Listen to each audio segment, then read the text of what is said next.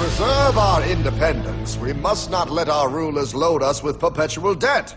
We must make our choice between economy and liberty or profusion and servitude. I place economy among the first and most important of republican virtues, and public debt is the greatest of the dangers to be feared. It is incumbent on every generation to pay its own debts as it goes. If the American people ever allow private banks to control the issue of their money, first by inflation and then by deflation, the banks and corporations that will grow up around them will deprive the people of their property until their children will wake up homeless on the very continent their fathers conquered.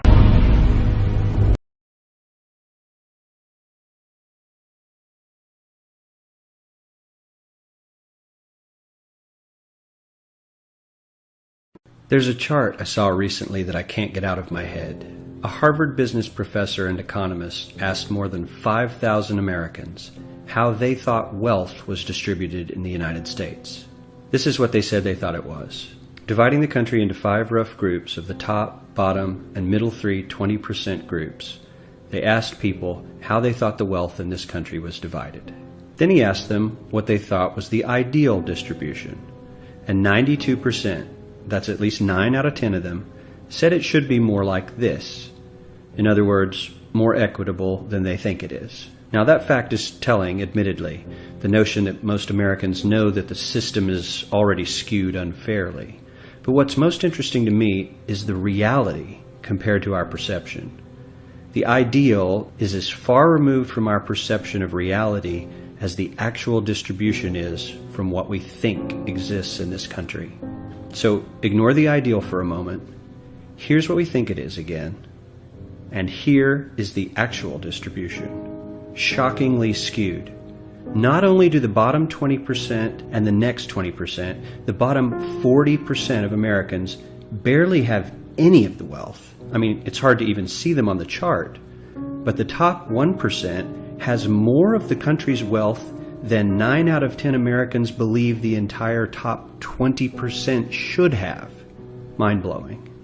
But let's look at it another way, because I find this chart kind of difficult to wrap my head around. Instead, let's reduce the 311 million Americans to just a representative 100 people. Make it simple.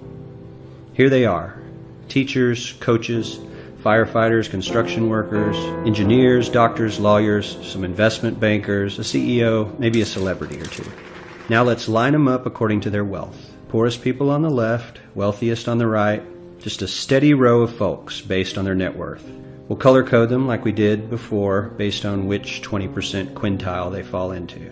Now let's reduce the total wealth of the United States, which was roughly $54 trillion in 2009, to this symbolic pile of cash. And let's distribute it among our 100 Americans. Well, here's socialism, all the wealth of the country distributed equally.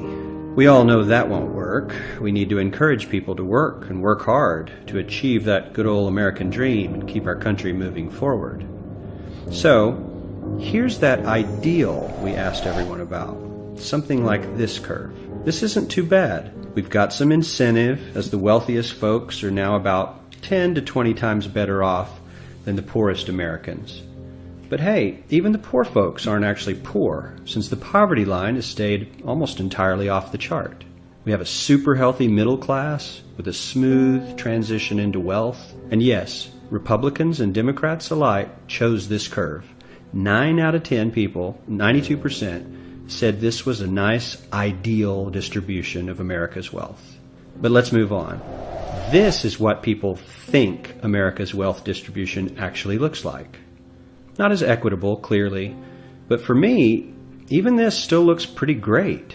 Yes, the poorest 20 to 30% are starting to suffer quite a lot compared to the ideal, and the middle class is certainly struggling more than they were, while the rich and wealthy are making roughly 100 times that of the poorest Americans and about 10 times that of the still healthy middle class.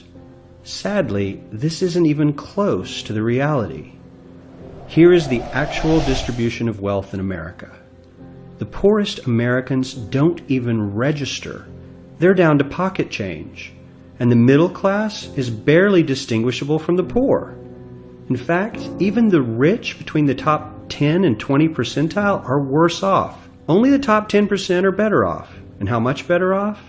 So much better off that the top 2 to 5% are actually off the chart at this scale. And the top 1%, this guy, well, his stack of money stretches 10 times higher than we can show. Here's his stack of cash, restacked, all by itself. This is the top 1% we've been hearing so much about. So much green in his pockets that I have to give him a whole new column of his own, because he won't fit on my chart. 1% of America has 40% of all the nation's wealth. The bottom 80%, 8 out of every 10 people, or 80 out of these 100, only has 7% between them. And this has only gotten worse in the last 20 to 30 years. While the richest 1% take home almost a quarter of the national income today, in 1976 they took home only 9%, meaning their share of income has nearly tripled in the last 30 years. The top 1% own half the country's stocks, bonds, and mutual funds. The bottom 50% of Americans own only 0.5% of these investments, which means they aren't investing. They're just scraping by. I'm sure many of these wealthy people have worked very hard for their money. But do you really believe that the CEO is working 380 times harder than his average employee? Not his lowest paid employee, not the janitor, but the average earner in his company. The average worker needs to work more than a month to earn what the CEO makes in 1 hour. We certainly don't have to go all the way to socialism to find something that is fair for hardworking Americans. We don't even have to achieve what most of us consider might be ideal. All we need to do is wake up and realize that the reality in this country is not at all what we think it is.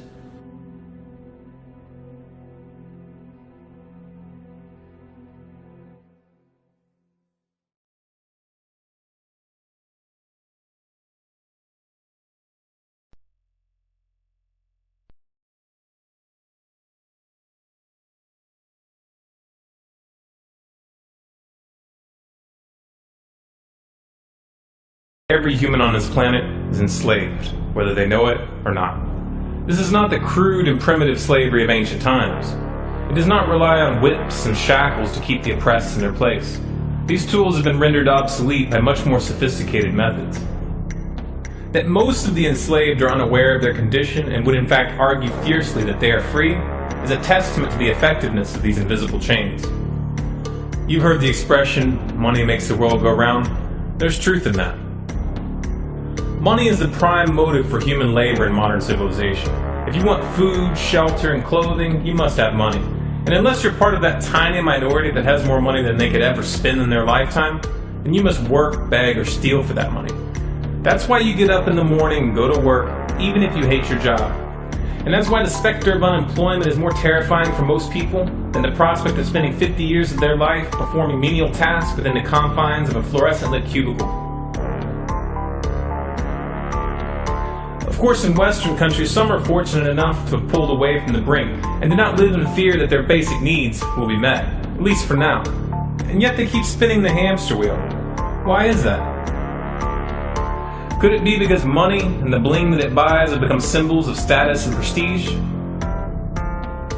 Money offers an illusory form of social validation, but even those who are not caught up in distinguishing themselves by how much they accumulate still must acknowledge the social stigma that comes with poverty. The combination of these primal motivators, the need for food, shelter, clothing, and social validation, is a very powerful force. It's enough to drive humans to engage in all forms of activity, even to the point of harming themselves or others in the process. The accumulation of money is therefore an accumulation of social and psychological power, and those who control the creation of money control this power at its source. So who controls the creation of money? Well, in the case of the US dollar, it's not the government. This shouldn't be an earth-shattering revelation. The fact that the Federal Reserve is a private institution owned by a cartel of the world's most powerful banks is quickly becoming common knowledge. Even the mainstream media doesn't deny it at this point. However, the full extent of what this means is only clear when you understand how the banking system really works. And unfortunately, this isn't something we're taught in school. Once you have it explained to you in simple terms, you'll understand why.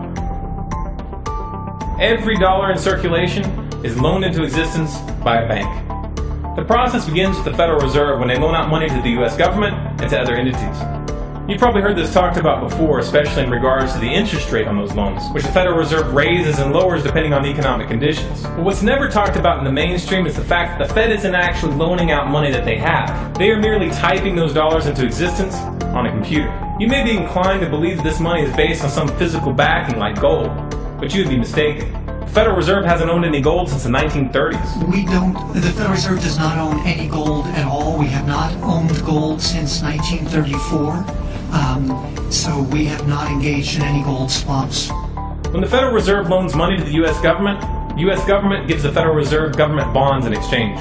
These bonds are simply written promises to pay back the money that was loaned to them with interest through taxation. So to be clear here, the government is taking out a loan from a bank that is creating that money out of thin air, and they're expecting you, the taxpayer, to cover that loan. The absurdity of this arrangement is even more obvious when you realize that up until 1913, the US government created its own money and had no need for a bank to play the part of a middleman. That new money loaned out by the Federal Reserve enters circulation through the banks, accumulates in the banks, and in the end the banks end up holding all the cards. Not necessarily for the reasons you may imagine. Contrary to popular belief, the majority of money in circulation isn't actually created by the Federal Reserve, but rather by the ordinary banks that businesses and individuals use for their checking, savings, and mortgages. How is this possible? Well, like the Federal Reserve, ordinary banks are allowed to loan out money that they don't have. There are, of course, restrictions. Banks are only allowed to loan out 10 times the amount of money that they actually have. So if Wells Fargo has $1,000, they can loan you $10,000, and they expect you to pay back that $10,000 plus interest. This is called fractional reserve banking. 75% of all money in circulation is created in this manner. Now, as bad as this may seem, this is really only the tip of the iceberg. Most banks structure payment plans so that for many years, you're paying almost nothing but interest, and only start paying down the principal gradually. The result of this strategy is that in most cases, you pay far more in interest when you purchase a house than the house itself is worth. So here's the real question. If all money is created through loans, where does the money come from to pay for the interest? Let's say we reset the system to zero, loan $1,000 into existence, and charge 7% interest. We now have a total of $1,000 in the system. But we owe $1,000 plus interest, and that's more. The interest ensures that there's always more debt than money in circulation, because the money to pay the interest doesn't exist. Never has, never will. This would be obvious if there was only one loan being issued to one person in this manner, but when performed on a global scale, the reality is hidden, and is transformed into a game of musical chairs where the person ending up without a seat faces bankruptcy and financial ruin.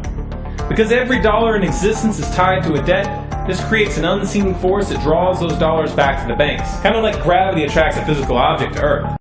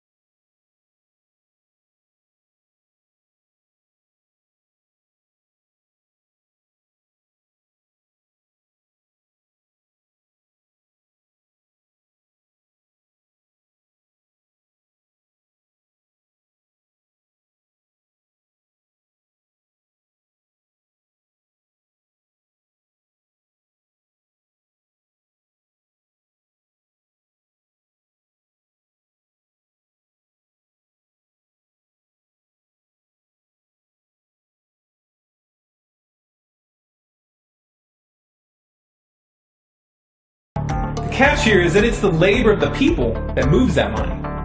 Every hour that you work to pay back a loan or to keep the government from throwing you in jail over income taxes is an hour worked for the banks. The total receipts from personal income taxes just barely covers the interest on the national debt.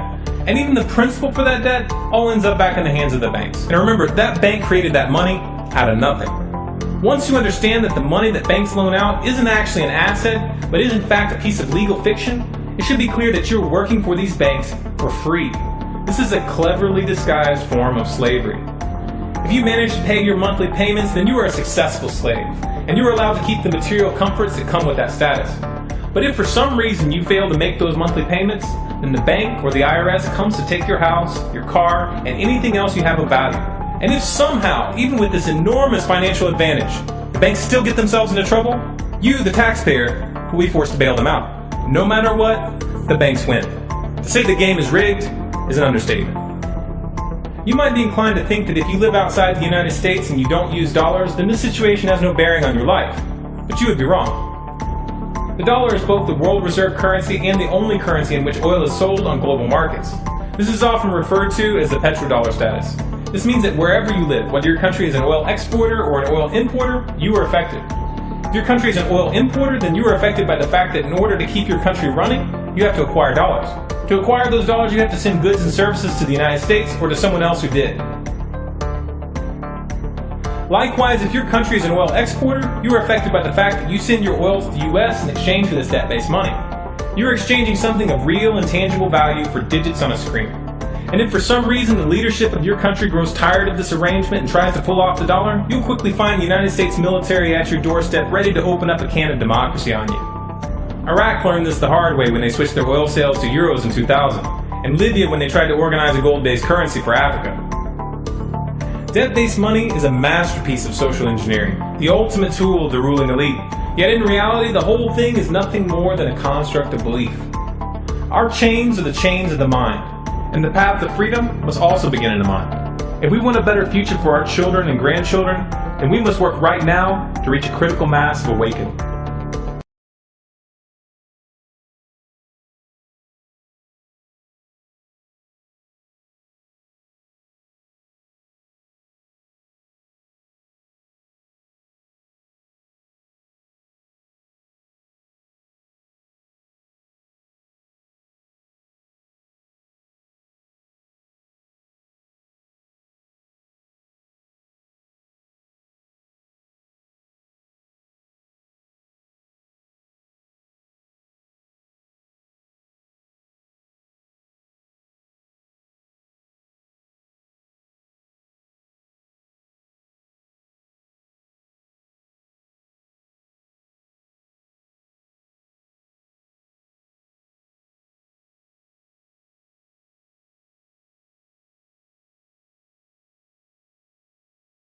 Just how rich and powerful is Lord Evelyn Rothschild? Historically, the Rothschild family wealth was hidden in underground vaults. The Rothschilds' secret financial records were never audited and never accounted for. Their family commissioned biographies give the illusion that their family fortune has dwindled, but researchers estimate their wealth at close to $500 trillion, more than half the wealth of the entire world. Besides their many castles, palace mansions, wineries, racehorses, and exotic resorts, the Rothschilds bought Reuters in the 1800s. Reuters then bought the Associated Press, which selects and delivers the same news stories to the entire world, day after day. They have controlling interest in 3 major television networks and easily avoid media attention since they own it. They also fix the world price of gold on a daily basis and profit from its ups and downs. Over the centuries, the Rothschilds have amassed trillions of dollars worth of gold bullion in their subterranean vaults and have cornered the world's gold supply. They own controlling interest in the world's largest oil company, Royal Dutch Shell. They operate phony charities and offshore banking services where the wealth of the black nobility and the Vatican is hidden in secret accounts at Rothschild Swiss banks, trusts, and holding companies. Although Evelyn Rothschild looks like a harmless gray-haired old man, make no mistake about it, Rothschild and his ancestors have handpicked presidents, crashed stock markets, bankrupted nations, orchestrated wars, and sponsored the mass murder and impoverishment of millions.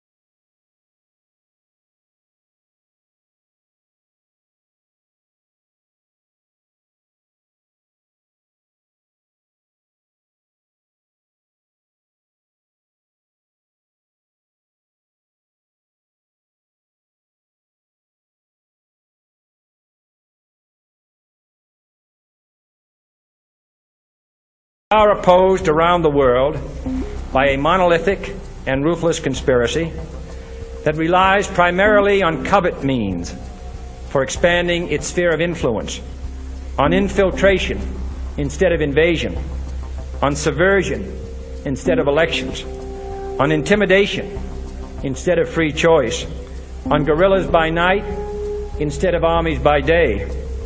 It is a system which has conscripted vast human and material resources into the building of a tightly knit, highly efficient machine that combines military, diplomatic, intelligence, economic, scientific, and political operations. Its preparations are concealed, not published. Its mistakes are buried, not headlined. Its dissenters are silenced, not praised. No expenditure is questioned, no rumor is printed, no secret is revealed.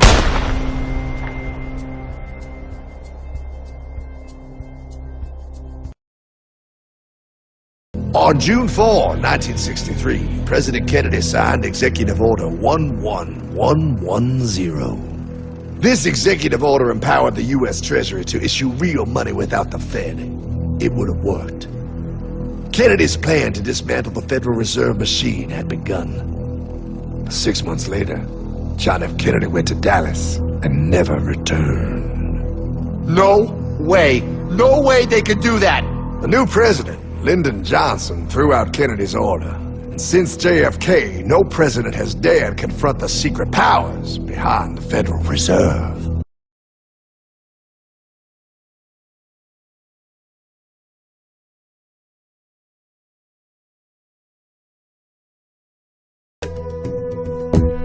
In 1945, the Bretton Woods Agreement established the dollar as the world reserve currency, which meant that international commodities were priced in dollars. The agreement, which gave the United States a distinct financial advantage, was made under the condition that those dollars would remain redeemable for gold at a consistent rate of $35 per ounce. The United States promised not to print very much money, but this was on the honor system, because the Federal Reserve refused to allow any audits or supervision of its printing presses. In the years leading up to 1970, expenditures in the Vietnam War made it clear to many countries that the U.S. was printing far more money than it had in gold. And in response, they began to ask for their gold back. This, of course, set off a rapid decline in the value of the dollar. The situation climaxed in 1971 when France attempted to withdraw its gold and Nixon refused. On August 15th, he made the following announcement. I have directed the Secretary of the Treasury to take the action necessary to defend the dollar against the speculators. I have directed Secretary Connally to suspend temporarily the convertibility of the dollar into gold or other reserve assets, except in amounts and conditions determined to be in the interest of monetary stability and in the best interest of the United States. This was obviously not a temporary suspension, as he claimed, but rather a permanent default. And for the rest of the world who had entrusted the United States with their gold, it was outright theft. In 1973, President Nixon asked King Faisal of Saudi Arabia to accept only U.S. dollars as payment for oil and to invest any excess profits in U.S. Treasury bonds, notes, and bills. In return, Nixon offered military protection for Saudi oil fields. The same offer was extended to each of the world's key oil-producing countries, and by 1975, every member of OPEC had agreed to only sell their oil in U.S. dollars. The act of moving the dollar off of gold and tying it to foreign oil instantly forced every oil-importing country in the world to start maintaining a constant supply of Federal Reserve paper. And in order to get that paper, they would have to send real physical goods to America. This was the birth of the petrodollar. Paper went out, everything America needed came in, and the United States got very, very rich as a result.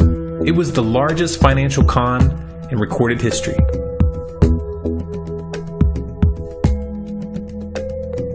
The arms race of the Cold War was a game of poker. Military expenditures were the chips, and the U.S. had an endless supply of chips. With the petrodollar under its belt, it was able to raise the stakes higher and higher, outspending every other country on the planet, until eventually U.S. military expenditures surpassed that of all other nations in the world combined. The Soviet Union never had a chance. The collapse of the communist bloc in 1991 removed the last counterbalance to American military might. The United States was now an undisputed superpower with no rival. Many hoped that this would mark the beginning of a new era of peace and stability. Unfortunately, there were those in high places who had other ideas.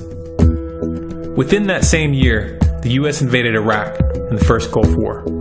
And after crushing the Iraqi military and destroying their infrastructure, including water purification plants and hospitals, crippling sanctions were imposed which prevented that infrastructure from being rebuilt. These sanctions, which were initiated by Bush Sr. and sustained throughout the entire Clinton administration, lasted for over a decade and were estimated to have killed over 500,000 children. The Clinton administration was fully aware of these figures. We have heard that 500,000 children have died. I mean, that's more children than died in Hiroshima. And, you know, is the price worth it? I think this is a very hard choice, but we think the price is worth it. Miss Albright, what exactly was it that was worth killing 500,000 kids for? In November of 2000, Iraq began selling its oil exclusively in euros. This was a direct attack on the dollar and on U.S. financial dominance, and it wasn't going to be tolerated.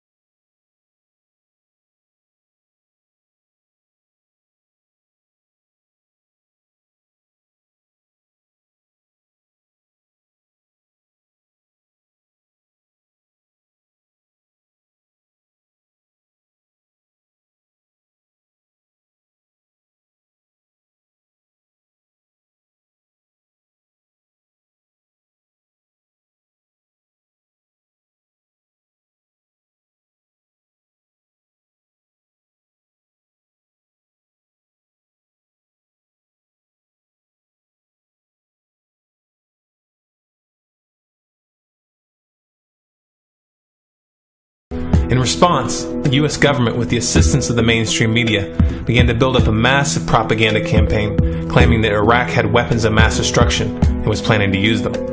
In 2003, the U.S. invaded, and once they had control of the country, oil sales were immediately switched back to dollars. This is particularly notable due to the fact that switching back to the dollar meant a 15 to 20% loss in revenue due to the euro's higher value. It doesn't make any sense at all unless you take the petrodollar into account.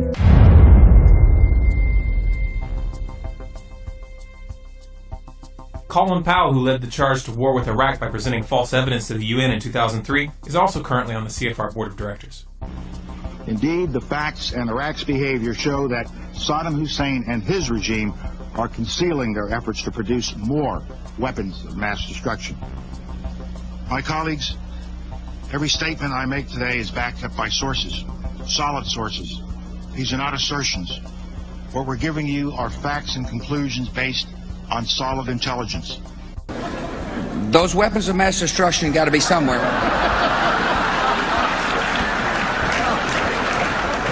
Nope, no weapons over there.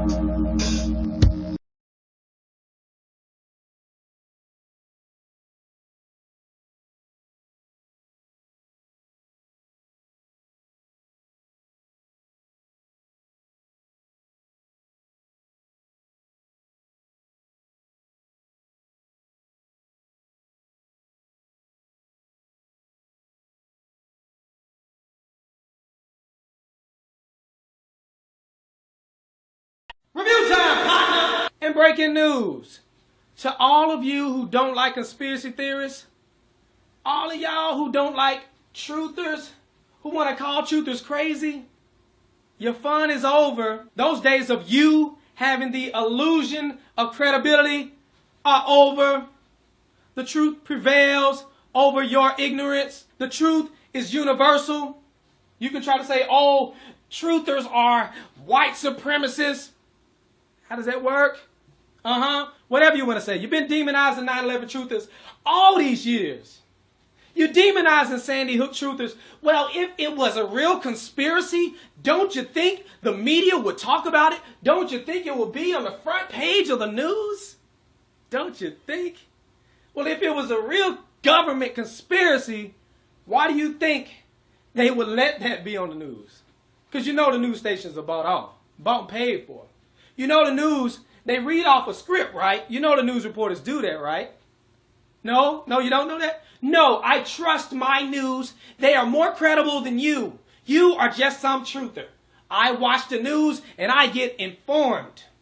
You get informed, don't you? Those reporters, they give you exclusive information. It's the third time I've said that.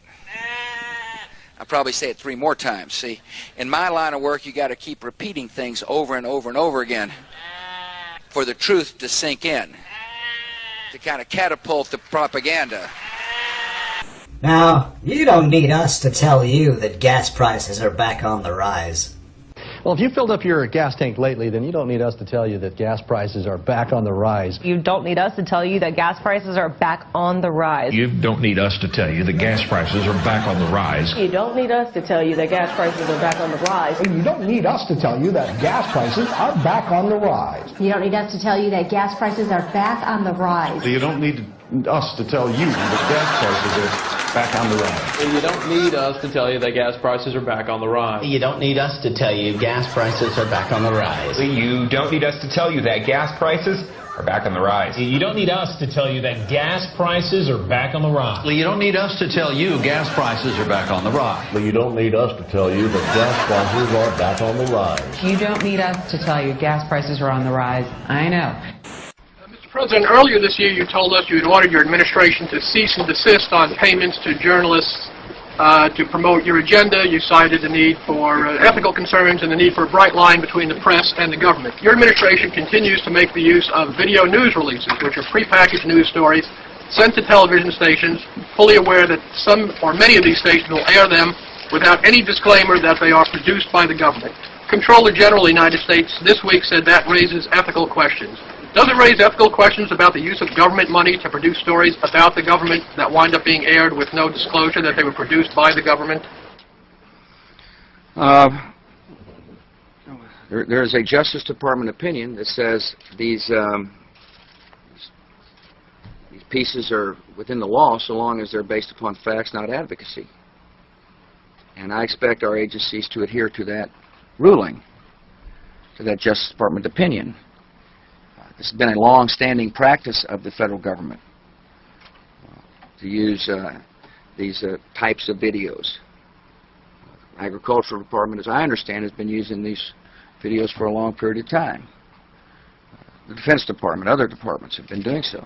It's important that they be based upon the guidelines set out by the Justice Department. Now, I think it'd be helpful if local stations then disclose to their viewers if that's, that this was based upon a factual report and they chose to use it. But evidently in some cases that's not the case. So anyway. To guarantee that's happening by including that language in the prepackaged report. Yeah, I don't, look, oh, you mean a disclosure on George W. Bush and I? Well, some way to make sure it couldn't air without the disclosure that you believe is so vital.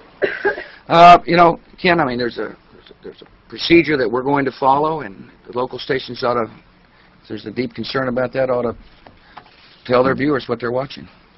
Conan O'Brien may be about to push the envelope on late-night television. Conan O'Brien may be about to push the envelope on late-night television. Conan O'Brien may be able to push the envelope on late-night television. Conan O'Brien may be about to push the envelope on late-night television. Conan O'Brien may be about to push the envelope on late-night television. Conan O'Brien may be about to push the envelope on his late-night television. Conan O'Brien may be about to push the envelope on late-night television. Conan O'Brien may be about to push the envelope on late-night television. Conan O'Brien may be about to push the envelope on late-night TV. Conan O'Brien may be about to push the envelope on late-night television. For these anchors to ask no questions, do no fact-checking, and hold no differing interpretation of the news they're delivering is not only absurd, it's downright dangerous.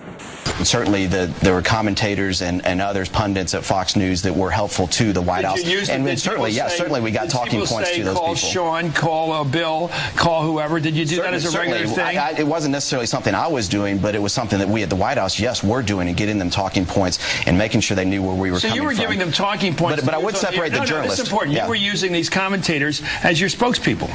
Well, certainly. I mean, certainly. I think that happens to both ways when people go on other networks as well that are favorable towards the Democrats and so forth. Nobody's ever fed me any crap like that, so I don't know what you're talking about. Well, you're an independent-minded guy. Thank you. Yeah. But aren't you a little embarrassed by the fact that your White House used a television network which is purportedly fair and balanced as your mouthpiece? I think everybody in this town uses people that are going to be helpful to their cause to try to shape the narrative to their advantage. Again, I would separate the journalists because the journalists that I worked with were people just like the rest of the White House press corps who were trying to report the news. You wouldn't use Brit Hume as somebody to sell stuff for, but you'd use the nighttime guys. Yeah, I would separate that out, and certainly, and then they'll say that that's because they agree with those views in the White House. Well, they didn't need a script, though, did they? Well, probably not. Economic factors may take some spring out of the Easter Bunny's step this year. In consumer news, economic factors may take some spring out of the Easter Bunny's step this year. Economic factors may take some spring out of the Easter Bunny's step this year. Economic factors may take some spring out of the Easter Bunny's step this year. Economic factors may take some spring out of the Easter Bunny's step this year. Economic factors may take some spring out of the Easter Bunny's step this year. Economic factors may take some spring out of the Easter Bunny's step this year. Economic factors may take some spring out of the Easter Bunny's step this year. Economic factors may take some spring out of the Easter Bunny's step this year. Economic factors may take some spring out of the Easter Bunny's step this year. Economic factors may take some spring out of the Easter Bunny's step this year. Economic factors may take some spring out of the Easter Bunny's step this year. Economic factors may take some spring out of the Easter Bunny's step this year. Economic factors may take some spring out of the Easter Bunny's step this year. Economic factors may take some spring out of the Easter Bunny's step this year. Economic factors may take some spring out of the Easter Bunny's step this year. Economic factors may take some spring out of the Easter Bunny's step this year. Economic factors may take some of the spring out of the Easter Bunny's step this year.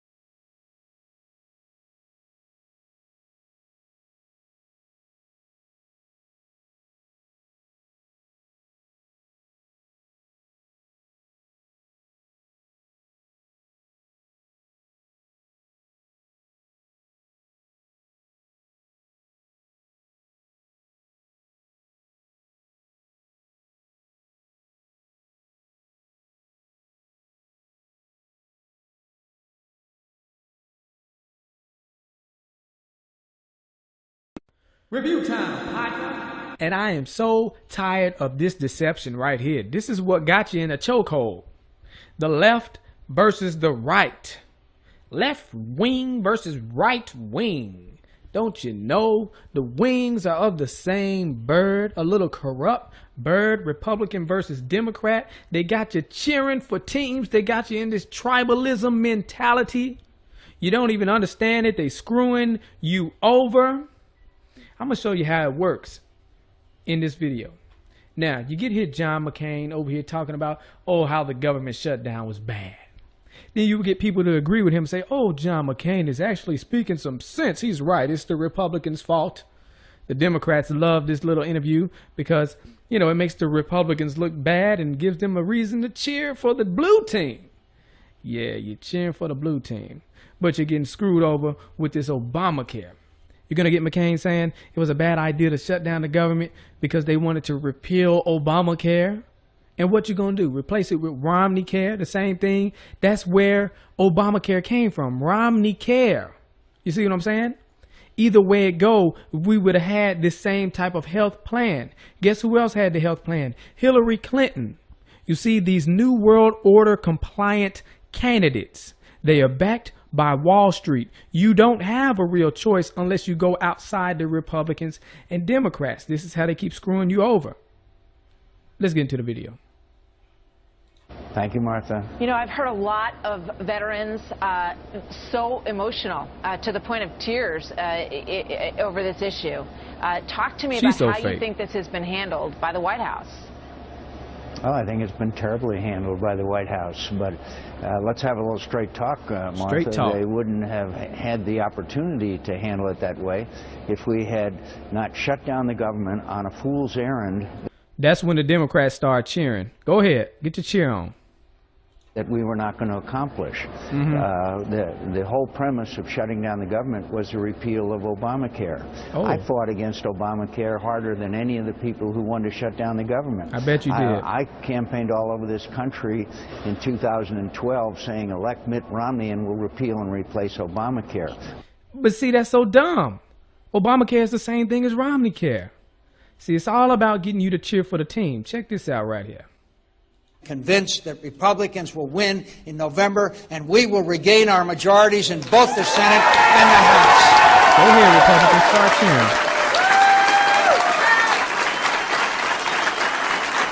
Why are you blinking like that? Well, stop blinking like that. What's your problem? And we will win House seats right here in Arizona. We will lead in Arizona. Let's get to the point. Jeez, this uneventful speech. And when we do, we will stop the out-of-control spending and tax increases and repeal and replace Obamacare. And they cheering. But repeal and replace Obamacare means they're going to put in Romney Care, which is the same doggone thing. Think I'm lying. Think I'm lying. We're going to look at this later. But let me see. Here we go. Governor Romney said this has to be done on a bipartisan basis. This was a bipartisan idea. In fact, it was a Republican idea. Oh. And Governor Romney, at the beginning of this debate, wrote and said, what we did in Massachusetts could be a model for the nation. And I agree that the Democratic legislators in Massachusetts might have given some advice to Republicans in Congress about how to cooperate. Listen to them now. But the fact of the matter is, we use the same advisors, and they say it's the same plan. Wow. The same doggone plan. Let's look at this. There are some terrific Republican ideas. Mitt Romney in Massachusetts has initiated mandatory insurance so that everybody has to buy in, but then the government helps out those who can't afford it. Those kinds of bold initiatives, I think the Democrats have to put forward bold as heck. If, in fact, we can credibly claim that we can run the country and not simply criticize on the sidelines. Now, this is key. This is in 2006. You see, he's praising this individual mandate, too. It's funny he's doing that. So either way it go, we would have had this Obamacare, Romney Care plan. But remember, I said Hillary ran on that plan as well. Obama didn't seem to like the individual mandate. That's how he got elected. Well, one of the reasons that made him look good, because he said he wasn't for individual mandate. Let's check it out right here. Didn't represent her properly. They misrepresent her. Did they, and what do you say about that? Well, obviously, I think that they represented her position properly, which is that she supported in the past NAFTA, which has been pretty hard on Ohio. And we've had an ongoing discussion about health care. Both of us want to provide health care to all Americans. There's a slight difference, and her plan is a good one, but... Slight difference. This is the slight difference he's talking about. Check this out. She mandates that everybody buy health care. She'd have the government force every individual to buy insurance. Which is what Obamacare is. And I don't have such a mandate because I don't think the problem is that people don't want health insurance. It's that they can't. No, I don't want it. I don't want health insurance. Afford it. So I focus more on lowering costs. And this is a modest difference, but it's one that she's tried to elevate, arguing that because I don't force people to buy health care that I'm not insuring everybody. Well, if things were that easy, I could mandate everybody buy a house, and and that would solve the problem of homelessness. It doesn't. Uh-oh, watch out, y'all. He might do that next. So there you go. Obama with his lying self. Y'all need to stop with this. You're over here arguing, acting like you're against Obamacare, you Republicans. And they're talking about repeal and replace Obamacare with the same thing. What the heck is your problem? Get out of this tribalism mentality. And people who would say, oh, we need Hillary Clinton. Well, she down for the same plan. It's the same thing. It's the same scheme. And why in the heck do we have a president who not only tries to sell us on a product, but forces us to buy it and penalizes us if we don't? Precisely because the product is good. I want the cash registers to work. I want the checkout lines to be smooth. So I want people to be able to get this great product.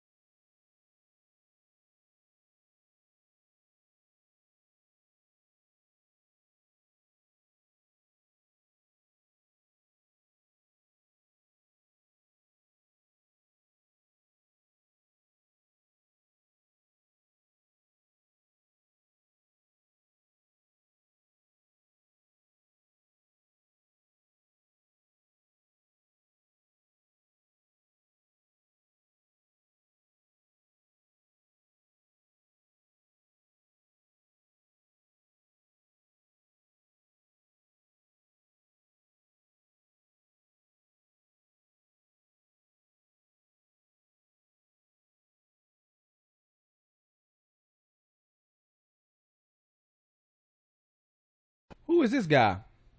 I don't know, but he seemed like a nice old man. Nice old man. No, this right here is David Rockefeller.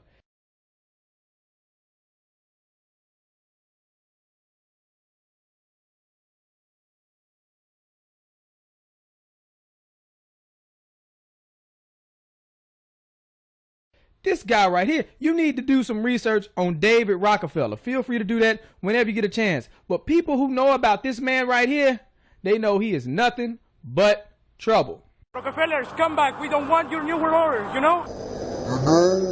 Leave Chile right now. Leave Chile. You are not... You're killing a lot of people. You're killing a lot of people. Leave here. Leave Chile right now. Leave Chile. Leave Chile. We don't want your world government. Leave Chile right now. Leave Chile, okay? Leave Chile. Your family is the most disgusting in the world, you know? Leave here. Leave. You also, you're a traitor to Chile. Mr. Agustin Edwards, you're a traitor to Chile, okay? You're a traitor to Chile. What you're doing right now, okay? You know everything. You're participating with him. In this. Your world government will fail, okay? You heard what the man said. Leave Chile. Why was that man so mad at him? You want to know why? Because he knows the Rockefeller family is for the New World Order agenda. What is the New World Order agenda? Well, that is the plan of this secretive elite, this cabal, to bring about a one world government. And not only a one world government, but a one world currency.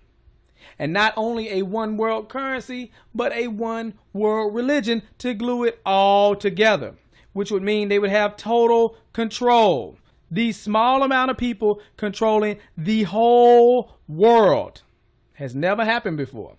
What else is going on? Well, depopulation. These guys push for depopulation in third world countries. You can see here Henry Kissinger. Depopulation should be the highest priority of U.S. foreign policy towards the third world. So what they're doing is systematically killing off large populations of third world countries, and they're working to bring America to third world country status. They control the banks, they control the money, they will do it, that is their plan. And eventually they want to have the population down to an amount where they can control all the people. But you know what? You don't even have to take my word for it. I had a friend, Nick Rockefeller, okay, who was one of the Rockefeller family. And he, when I was running for governor in Nevada, he came to me, introduced himself to me through an attorney. And we became friends. We started talking about things. And I learned an awful lot from Mr. Rockefeller. And one of the things that we used to talk about was the ultimate plan of the banking industry, what they wanted to accomplish. And the goals of the banking industry, not just the Federal Reserve System, but the private banks in Germany and England, all over Italy, all over the world, they all work together. They're all central banks, and they're all part of the Communist Manifesto. You know, central banking is one of the major planks of the Communist Manifesto. We talk about America being a capitalistic country, but yet at the same time we have a central bank that plans everything for us, right? And the graduated income tax is another plank of the Communist Manifesto, right? So right there you have two major planks of the Communist Manifesto that have been brought in because of the Federal Reserve System, okay? So the ultimate goal that these people have in mind is the goal to create a one-world government where everybody has an RFID chip implanted in them. All money is to be in those chips, right? There'll be no more cash. And this is given me straight from Rockefeller himself. This is what they want to accomplish. And all money will be in your chips. And so instead of having cash, anytime you have money in your chip, they can take out whatever they want to take out whenever they want to. If they say you owe us this much money in taxes, they just deduct it out of your chip digitally. Total control. Total control. And if you're like me or you, and you're protesting what they're doing, they can just turn off your chip. And you have nothing. You can't buy food. You can't do anything. It's total control of the people. And that chip's connected to a database that has your purchasing records, what you do. Everything is in there, you know? And so they want a one-world government controlled by them, everybody being chipped, all your money in those chips, and they control the chips, and they control people. And you become a slave. You become a serf to these people. That's their goal. That's their intentions. And if you look here, he even tells you this is what he is about. Some people believe we are part of a secret cabal working against the best interests of the United States, characterizing my family and me as internationalists, and of conspiring with others around the world to build a more integrated global political and economic structure. One world, if you will. If that's the charge, I stand guilty and I am proud of it. That's David Rockefeller telling you he wants this new world order. Well, he didn't say New World Order. Oh, so you need him to say New World Order. Okay. All we need is the right major crisis, and the nations will accept the New World Order. See that? That's why you got to pay attention. But before we break it down, I want you to see this. You were both in Skull and Bones, the secret society. It's so secret we can't talk about it. What does that mean for America? The conspiracy theorists are going to go on. I'm sure they are. I don't know. I haven't seen the web. Number 322? First of all, he's not the nominee. And, look, I look forward... Are you prepared to lose? No, I'm not going to lose. You both were members of Skull and Bones, a secret society at Yale. What does that tell us? Not much, because it's a secret. Is there a secret handshake? Is there a secret code? I wish there were something secret I could manifest. 322, a secret number? There are all kinds of secrets. We had a worldview. Republican and Democratic presidents alike, from Harry Truman to George Bush, stood for freedom and stood for certain propositions that would make America strong and healthy and grow the middle class and shrink poverty and stand against communism. And after 1989, President Bush said, and it's a phrase that I often use myself, that we needed a new world order, and instead it looks like we got a lot of disorder. Of its founders. We have before us the opportunity to forge for ourselves and for future generations a new world order, a world where the rule of law, not the law of the jungle, governs the conduct of nations. When we are successful, and we will be, we have a real chance at this new world order, an order in which a credible United Nations can use its peacekeeping role to fulfill the promise and vision of the UN's founders.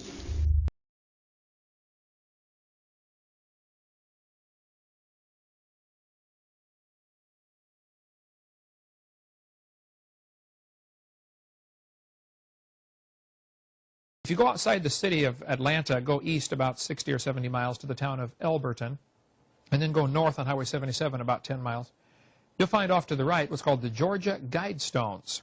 It looks kind of like Stonehenge, these big, huge granite rocks set up there. This was done by a guy, we have a pseudonym, came in, paid cash, had this company set these things up in 1980. He called himself R.C. Christian, but that's not his real name. It says right on the stones, a pseudonym, false name. On these Georgia Guidestones, it gives the 10 Commandments for the New World Order. 10 Commandments for the New World Order. The first commandment was to maintain humanity under 500 million. I went there and looked at those things and said, now, hold on a minute. Today's population is 6 billion. They want to maintain humanity under 0.5 billion. Looks like a lot of people got to die for their plan to work, which is, by the way, the plan.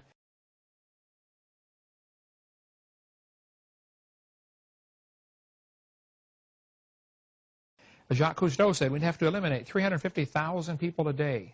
1/3 of a million people a day would have to be eliminated to save Mother Earth. Bill Clinton said we need to reduce the population of the Earth to 1 billion. There are a lot of folks who would like to reduce the population of the Earth. The Bible command is quite the opposite.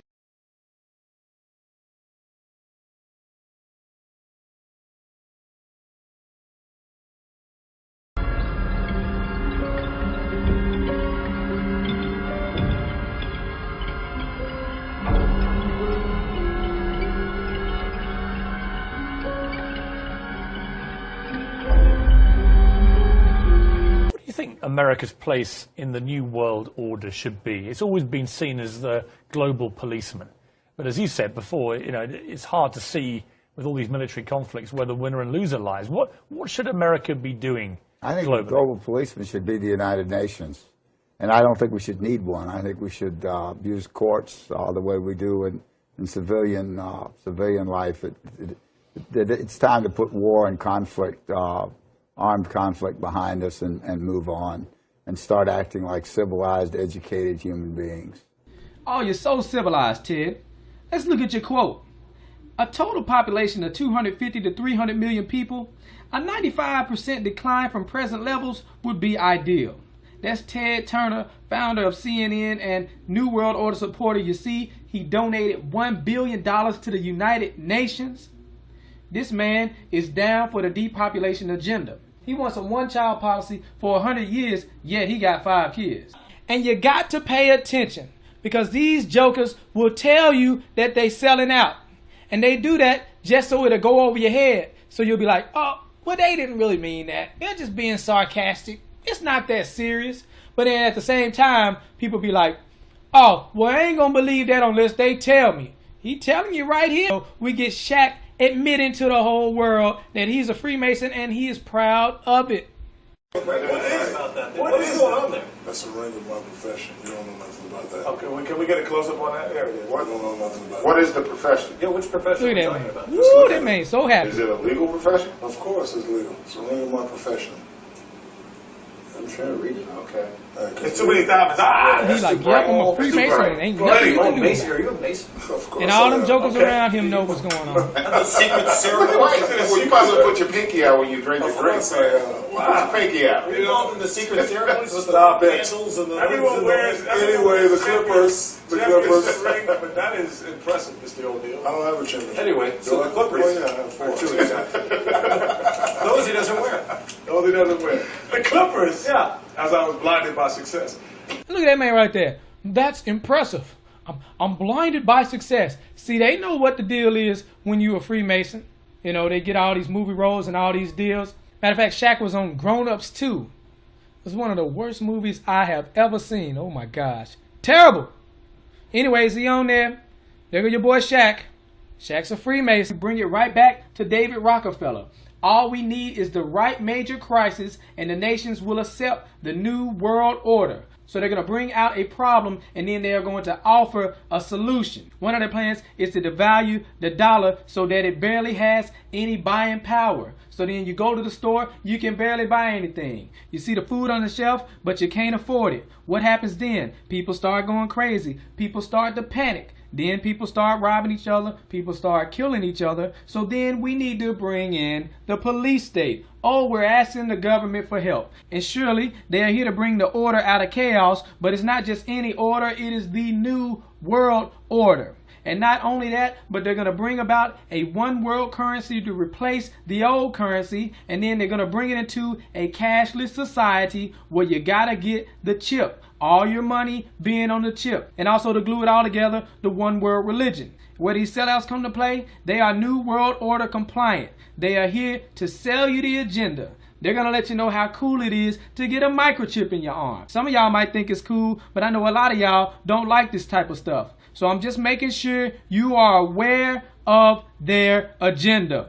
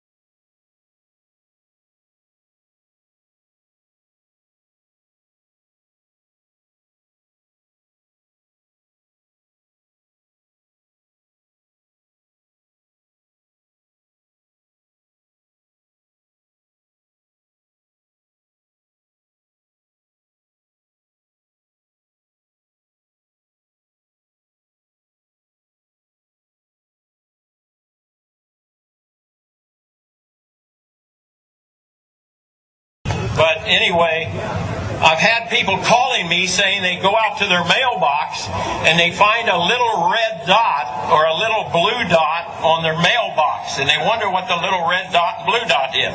Well, it's marking your mailbox by the government, so when foreign troops come in here on us after martial law, if you have a red dot on your mailbox, they take you out immediately and shoot you right in the head. But if you have a blue dot, they take you to the FEMA camps being built by Halliburton right now to house 50 million Americans. They're building enough concentration camps in America by Halliburton that Cheney's getting rich off of, Vice President Cheney's getting rich off of, to put those with the blue dot on your mailbox in those concentration camps. Now, if you go out and you find a pink dot on your mailbox, that means that they believe you'll be a good slave and you're going to go along with the program and serve our international Antichrist masters. So watch for that dot.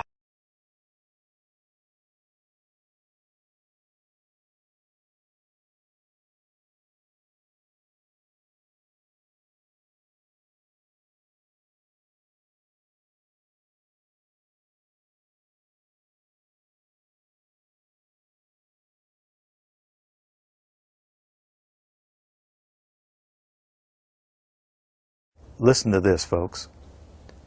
I was pulled to the side road, which was a new cut gravel dirt road in front of a business, a builder supply business. And the right side of the road was filled with, which I thought was portable toilets. I never looked at them that close. Same in color, maybe black, but which was an odd color. And I asked him about the field of black boxes. What were they? Because I'd never seen anything like that. And his statement was that if he told me, I would be one of few people in Madison, Georgia that knew about them. And he says they're disposable coffins, I believe he told me. And he says there's 100, at that time he said there was 125,000 there.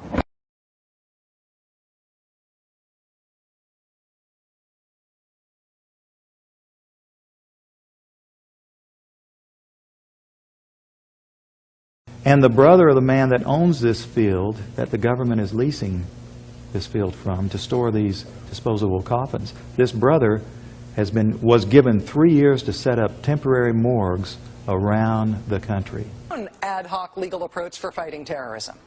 President Obama today proposed something new, something called prolonged detention. Doesn't sound that bad, right? Prolonged detention. Did you ever see the movie Minority Report? It was based on a Philip K. Dick short story. Came out in 2002. It starred Tom Cruise, remember? He played a police officer in something called the Department of Pre-Crime. Pre-crime is where people are arrested and incarcerated to prevent crimes that they have not yet committed. Mr. Marks, by mandate of the District of Columbia Pre-Crime Division, I'm placing you under arrest for the future murder of Sarah Marks and Donald Dubinos. Take place today, April 22nd, at 0800 hours, 4 minutes. No, I didn't do anything. You didn't do anything, but you're gonna. Future murder. Creepy, right? Putting somebody in jail not for what they've done, but for what you're very sure they're going to do? There may be a number of people who cannot be prosecuted for past crimes. In some cases because evidence may be tainted, but who nonetheless pose a threat to the security of the United States. We're not prosecuting them for past crimes, but we need to keep them in prison because of our expectation of their future crimes. Al-Qaeda terrorists and their affiliates are at war with the United States, and those that we capture, like other prisoners of war, must be prevented from attacking us again. Prevented. We will incarcerate people preventively. Preventive incarceration. Indefinite detention without trial. That's what this is. That's what President Obama proposed today, if you strip away the euphemisms. One civil liberties advocate told the New York Times today, quote, "We've known this was on the horizon for many years, but we were able to hold it off with George Bush. The idea that we might find ourselves fighting with the Obama administration over these powers is really stunning. And it is stunning.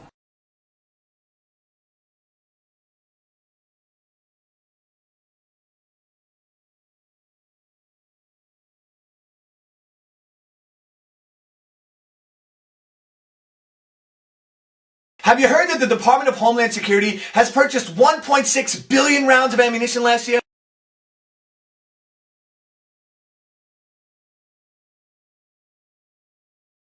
I mean, that's going to cost millions and millions of dollars. Correct me if I'm wrong, but isn't this country broke? I mean, you turn on the TV, you hear how we're laying off air traffic controllers, how people are going to die because of it. I mean, Harrison Ford is in a tizzy, and we're spending this much money on bullets? Do you know that 1.6 billion rounds of ammunition is enough to fight a 20-year war and still have bullets left over? My question is, who is the Department of Homeland Security planning to shoot? Do you realize that over the past couple of months, our government has tried to pass bills through Congress allowing them to arrest American citizens without due process, allowing them to kill American citizens without due process? And it's got the 5 regions for the FEMA camps, and it talks about barricades and barbed wire and armed guards, and it says that they've built the camps and that now they need to get ready to staff them, and that they need to be ready within a 72-hour period. And so I want to challenge everybody to call their friends and their families now, and realize that the new economy is to put tens of millions of people, we already have the biggest prison population in the world, in this archipelago, this giant chain of facilities all over the country. The following video details the contents of a Department of Defense document entitled Internment and Resettlement Operations, also known as FM 3-39.40. The document is 325 pages long and it is signed by Joyce E. Morrow, Administrative Assistant to the Secretary of the Army. It was created in 2010, however, has just been recently leaked to the public via the internet and can now be downloaded from multiple sources. In the description below, you'll find a download link for the document. I strongly encourage you to download it yourself and to verify everything that's being said here. The document outlines military procedures for internment and resettlement of civilians, and it describes the layout and the administration of these internment camps. It clearly states on page 38 that it applies within U.S. territory, and it specifically addresses the detainment of U.S. citizens, as is indicated by the identification procedures for new prisoners on page 146, which states that social security numbers are to be recorded alongside their photograph and fingerprints. Included in the list of organizations which may be involved in these internment operations are the Department of Homeland Security, FEMA, the Department of Defense, and the United Nations. On page 56, the document outlines the responsibilities of psychological operations officers within the camps, among which it states that a PSYOP officer develops and executes indoctrination programs to reduce or remove antagonistic attitudes and identifies political activists. On page 281, the document goes into more detail regarding the role of psychological operations within the camps, specifically in regards to pacifying the population and ensuring cooperation. On page 238, it gives the conditions for the use of deadly force in such camps. Among the justifications for lethal force, it includes to terminate an active escape attempt. That point right there should make it clear that these camps are not benevolent disaster relief type facilities. On page 244, the document calls for the use of snipers during riots to, quote, scan a crowd and identify agitators and riot leaders for apprehension and fire lethal rounds if warranted.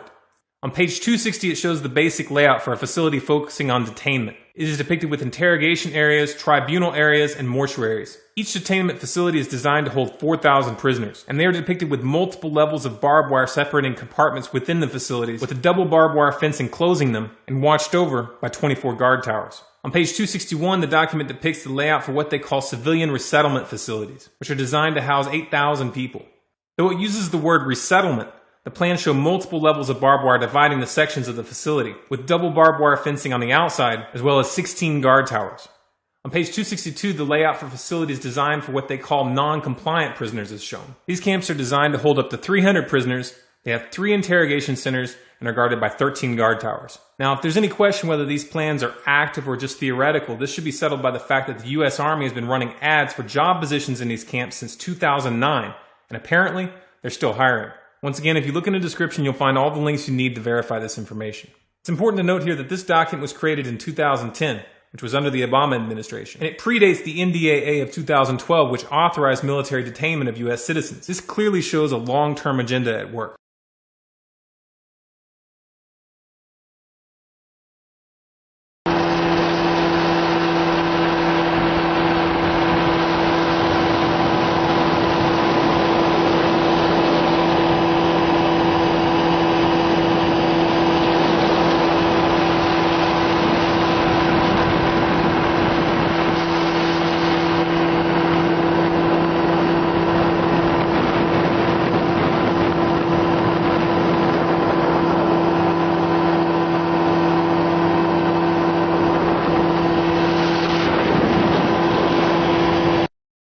he's saying he's a military police, and he says, and we've been sent footage before by military police and others, so I want this footage of them in briefings openly talking about gun confiscations. Now, that's now in the manuals that they're training to quarantine cities and towns and confiscate guns. We've had Navy SEALs on confirming it.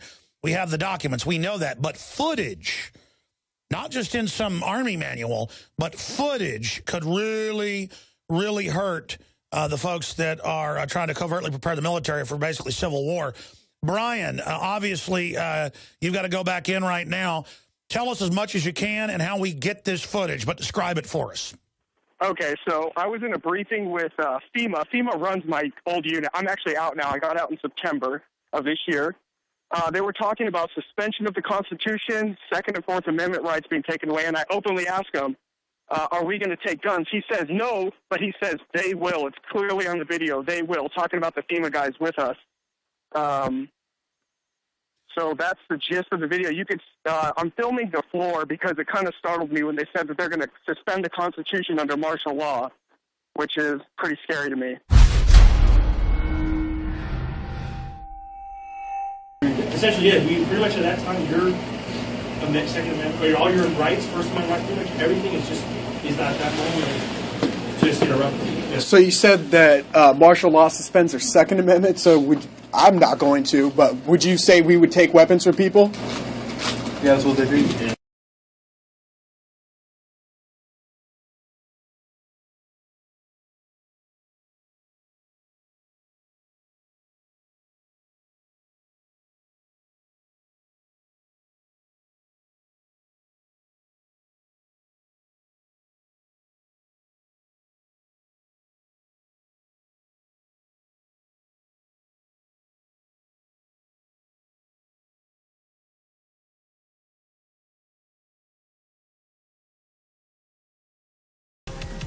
Would you like to see all the executive orders that have been put into place to take over our nation, to have complete control over us, to take away our rights, round us up, and put us where they want us?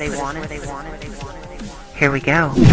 Executive Order 10990 allows the government to take over all modes of transportation and control of all highways and seaports. Executive Order 10995 allows the government to seize and control the communication media. Executive Order 10997 allows the government to take over all electrical power, gas, petroleum, fuels, and minerals. Executive Order 10998 allows the government to seize all means of transportation, including personal cars, trucks, or vehicles of any kind, and total control over highways, seaports, and waterways. Executive Order 10999 allows the government to take over all food resources and farms.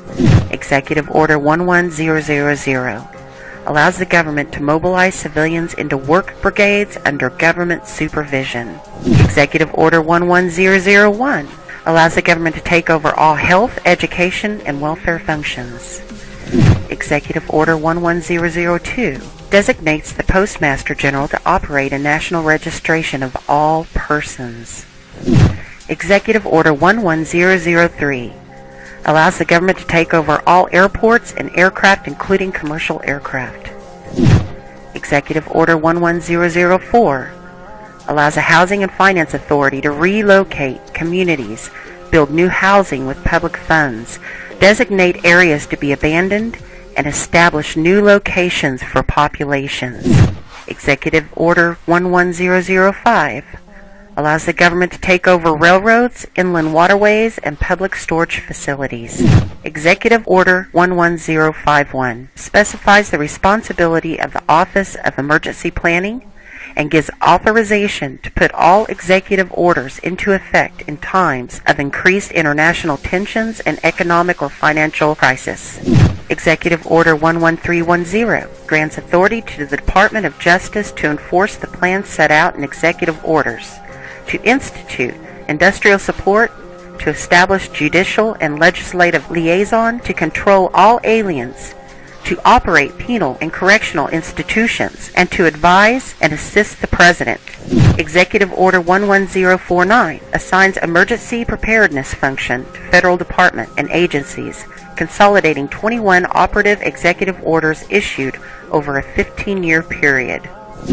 Executive Order 11921 allows the Federal Emergency Preparedness Agency to develop plans to establish control over the mechanisms of production and distribution of energy sources, wages, salaries, credit, and the flow of money in U.S. financial institution in any undefined national emergency. It also provides that when a state of emergency is declared by the President, Congress cannot review the action for 6 months. The Federal Emergency Management Agency has broad powers in every aspect of the nation.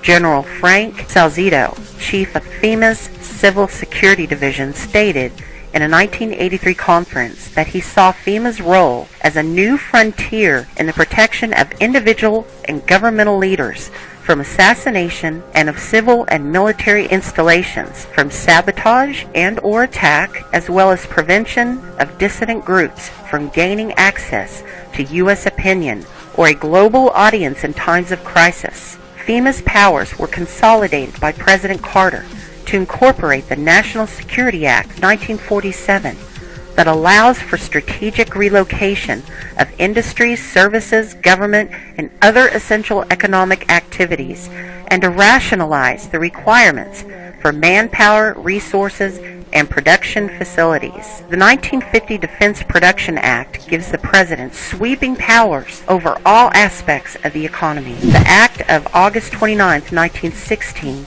authorizes the security of the Army in time of war to take possession of any transportation system from transporting troops, material, or any other purpose related to the emergency. The International Emergency Economic Powers Act enables the President to seize the property of a foreign country or national. These powers were transferred to FEMA in a sweeping consolidation in 1979.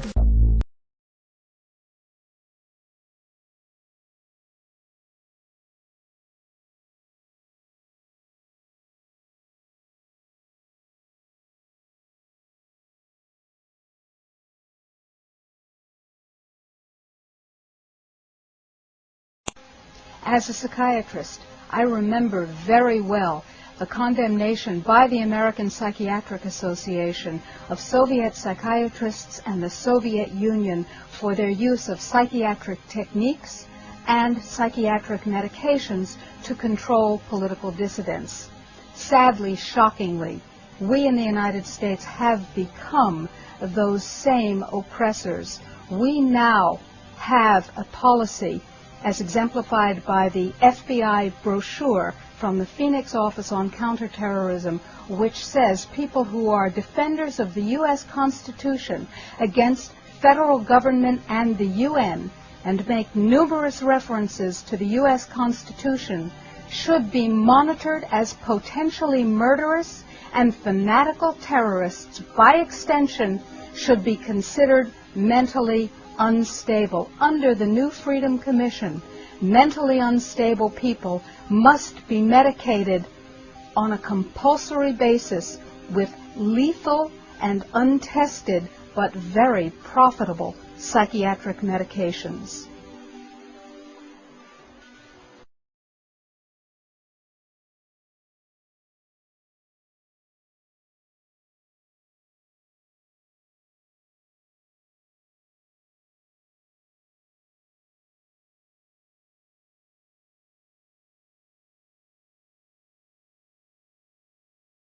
Department of Justice memo, which tells local police what should you be looking out for in kind of everyday terrorism prevention and terrorism watch activities.